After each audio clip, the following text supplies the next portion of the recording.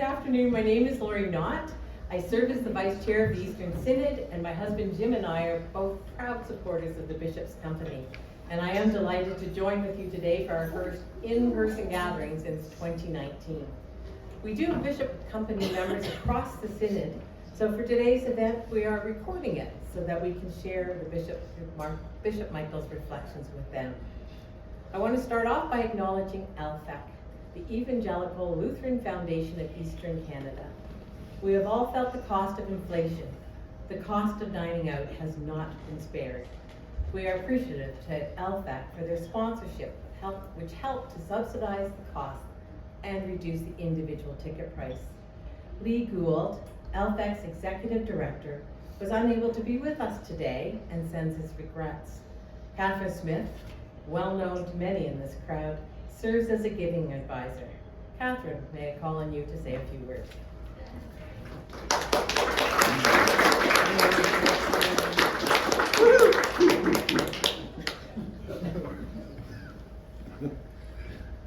Good afternoon. It's a joy and a pleasure to be here to welcome you to the Bishop's Company for Bishop on behalf of ELFEC and to celebrate with you the 20th anniversary. My husband Jeff and I are both have been sponsors or are supporters of this event and have attended many of these both in person and in the last few years online. I'm always interested and excited to hear the ways this special ministry supports the ongoing mission to which our church is called. Whether it is a new program, lifting up others, or being able to envision what the future church might be. As the giving advisor with ELFEC, I've had the honor to meet with some of you as you share with me your greatest wishes for the Synod and the wider church. Supporting the Bishop's Company is one way that you can do that, both now and with future gifts in your will. Bishop Mike, thank you for your vision and calling us to mission. And thank you for inviting ELFEC to be part of this special event.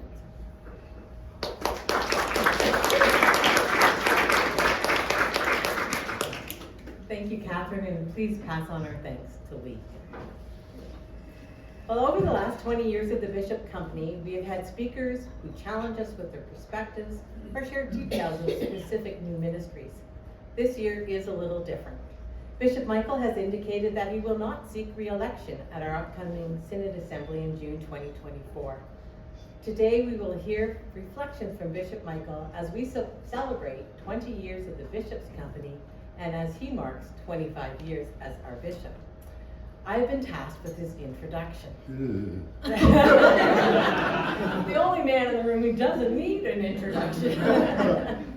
So I did ask Bishop Michael what he would like highlighted, and his response, not unexpectedly, was, keep it short and sweet. So Bishop, I will be short, and I'll try to be sweet. I'll try. So as a quick review, Bishop Michael was ordained to parish ministry in 1985. He was called to serve as an assistant to Bishop William Harris before being elected bishop at the 1998 Synod Assembly. I learned this past week that the bishop's thesis for his Master of Divinity degree was based on John 17:21, that they may all be one. That pretty much sums up how he has approached his call to ministry, whether it be working with congregations across the Synod or with the wider church and beyond. Bishop Michael is a skilled relationship builder. I suspect that we may hear that underlying theme in his remarks today. So I've worked with the bishop in my role as vice chair for the past 7 years. Here are some fun facts that I've learned about him. He is a fan of the Hamilton Ticats and devoted to the Montreal Canadiens. Because proof of his patience and enduring hope. He is an avid reader and has an encyclopedic knowledge of songs and song lyrics. From a bowl of jujubes, he will choose the black and yellow ones. And from a plate of sandwiches, he will never ever, and I do mean never ever, choose the maraschino cherry cream cheese.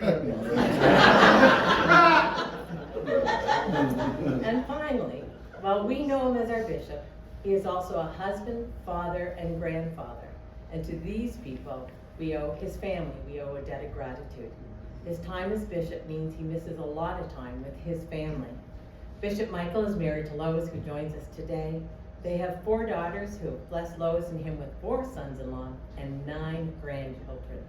Bishop Michael is indeed a proud papa. So please join me now in welcoming him.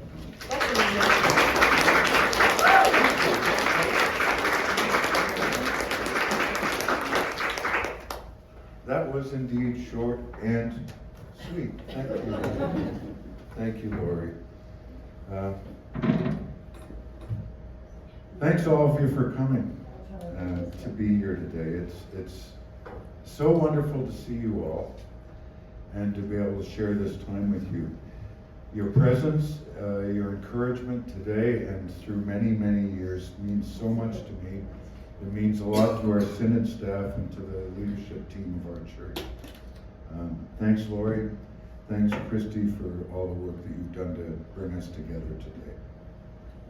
The Bishop's Company for Mission was born from the realization that there were lay people in our church who would be willing, if they were asked, to provide an annual gift that would help me to do some important things in the life of our church that weren't being provided for through our regular budgets. I was intrigued as the slideshow was playing. One of the photos was of, I think it was our inaugural Bishop's Company dinner, and I spotted Jane Brewer there.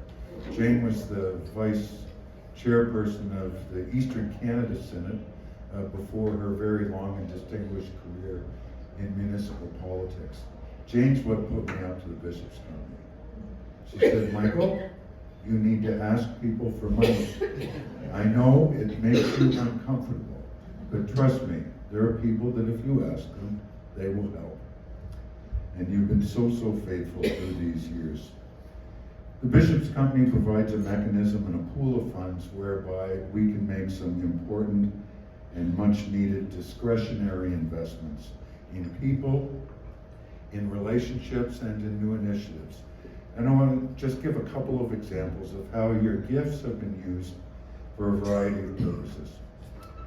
Last year, you helped launch the Welcome Angels Ministry that is welcoming newcomers to Canada from Hong Kong and Ukraine. That work, since you helped establish it, has now gone national. In 2020, you helped to launch Martin Luther University College's Center for Media and Spirituality. And I see that Deacon Sherry Coleman is here with us today. You launched that ministry. Earlier this fall, you helped a young woman named Sydney Marshall from Bethany Woodstock serve as a steward at the Lutheran World Federation Assembly in Krakow, Poland. You gave her a wonderful leadership development experience. This year, Bishop's Company funding is helping to support the PhD studies of a pastor from the Evangelical Lutheran Church in Cameroon at Luther. And I'm delighted that Pastor Marie Besson and Principal Dean Christine Lund are able to join us for lunch today. Welcome, Pastor Marie. Welcome, Dr. Lund.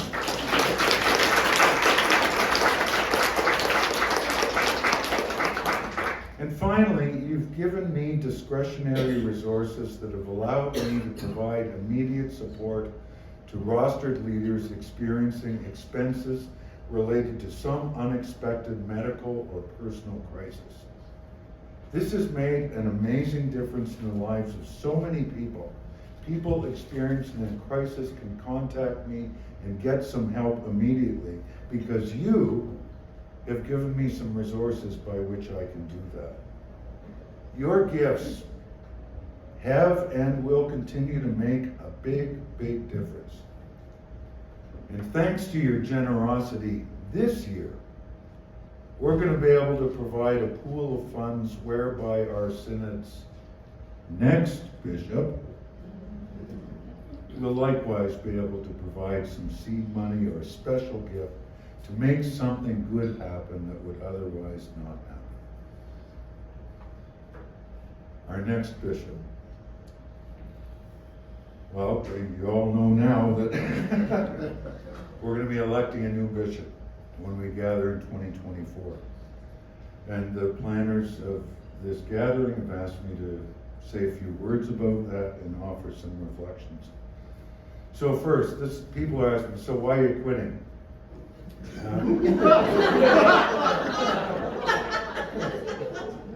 So to answer that question, I would like to recall the example of Michael Pearce. Michael Pearce, who was the primate of the Anglican Church of Canada, a great champion of full communion, and he became a very dear friend of mine. Sadly, we lost Michael earlier this year. Anyway, in the early 2000s, when we were first establishing full communion, Michael and I did a lot of diocesan synod's together. Michael Pearce and Michael Price. And we spent a lot of time talking together. And Michael was trying to figure out whether it was going to be retirement time for him. And he said to me, I'm asking myself 3 questions. First question, can I do it? Second question, do I want to do it? And the third question is, should I do it? I realized that kind of in a roundabout way over the last year and a bit, I've been asking myself the same questions. First, can I do it? Well, yes, I think I can. I am only going to be 64 next year. That's not so old, right? My health is good. I don't really have any desire to stop working, so yeah. Answer to question 1 is, yep, I can do this. Question 2, do I want to do it? That was more of a mixed response. And truthfully, most days I continue to love what I do. Like, it's such a blessing to have a job that you really like. I find it life-giving, I find it stimulating, but maybe not as much as I once did. But the real kicker, the real decider was question number 3. Should I do it? Doing this work, holding this call that you have issued to me, has been an incredible privilege through which I've been blessed in more ways than I could ever imagine. The people that I've met, the places I've gone, the things I've learned, it has simply been marvelous. And to have had a community of people, a synod, who have renewed their call for me to do that work on 5 occasions, through 25 years, it has been humbling and deeply gratifying. I've felt the love. But 25 years is 25 years. And like the song says, I ain't as good as I once was, but I'm as good once as I ever was.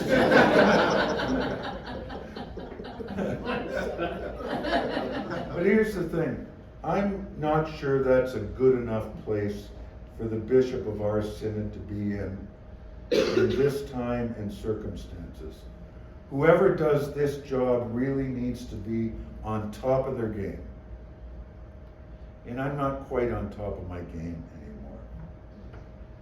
I recognize that there are challenges and opportunities that I may not have the skills, aptitude, or talent to address. And as I started to recognize those uncomfortable truths, one thing became abundantly clear to me. I would not put the synod in a position where they had to assess whether I should continue in this work, regardless of whether I thought I could or I wanted to do. I wouldn't ask the synod to do that.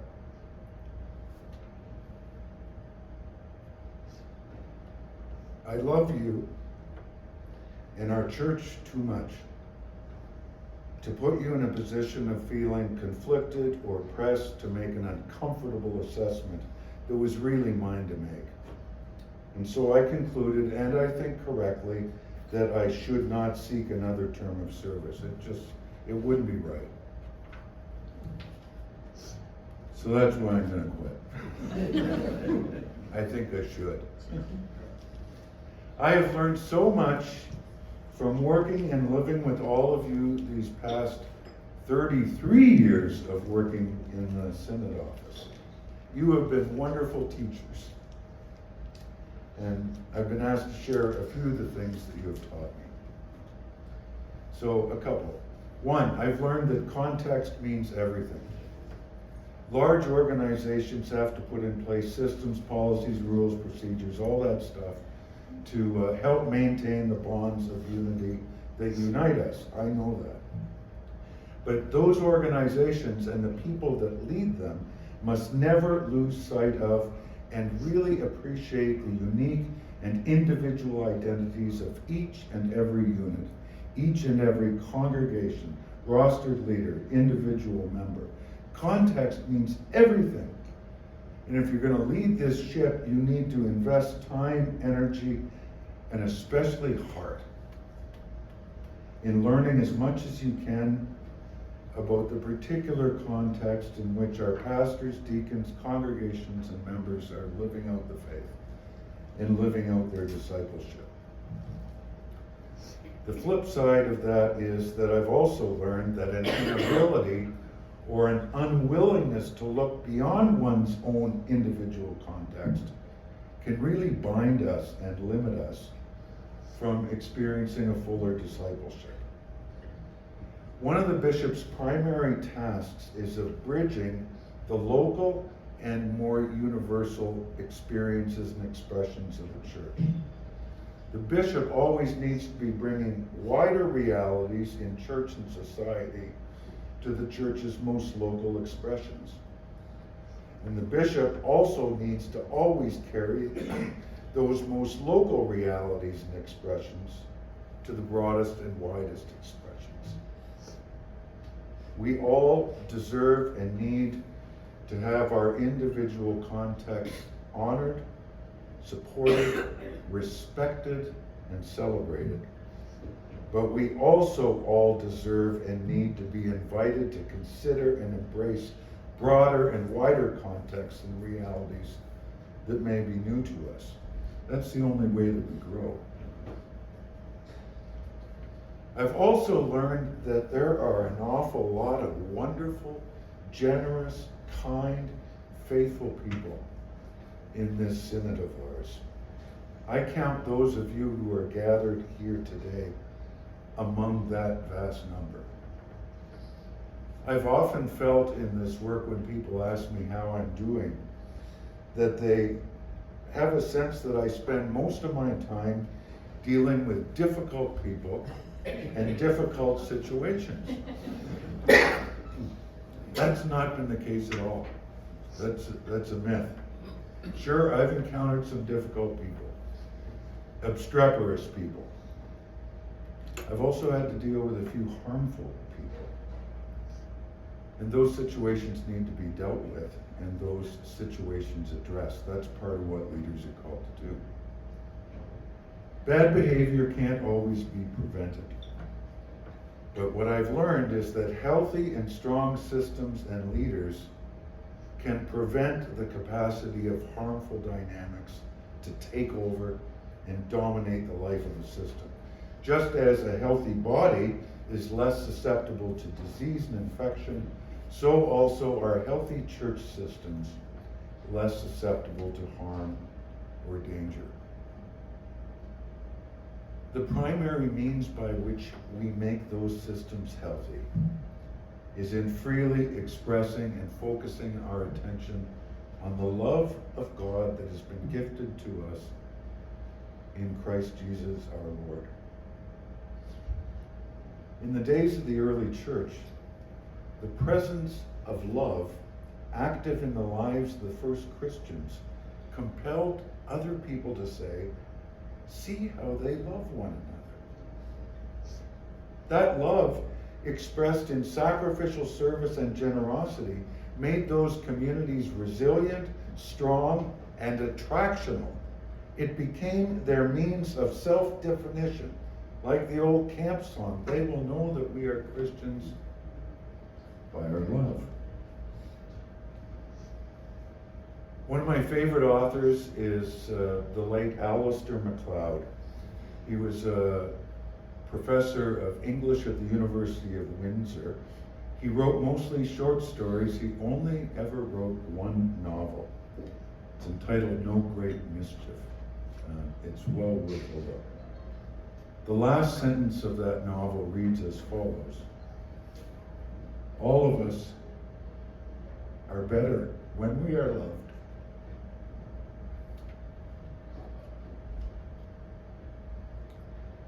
Through my years of service as your bishop, the truth of that sentence has been reinforced again and again and again. All of us are better when we are loved. I've seen how loving pastors and deacons who truly love their people help them to be better people. I've seen how people who love their pastors and deacons help them to be better pastors, better deacons. And I can certainly testify that the love that the Synod has shared with me in so many ways has helped me to be a better bishop, a better pastor, a better Christian, a better human being. I will never in this lifetime be able to thank you enough for the love that you have shared with me.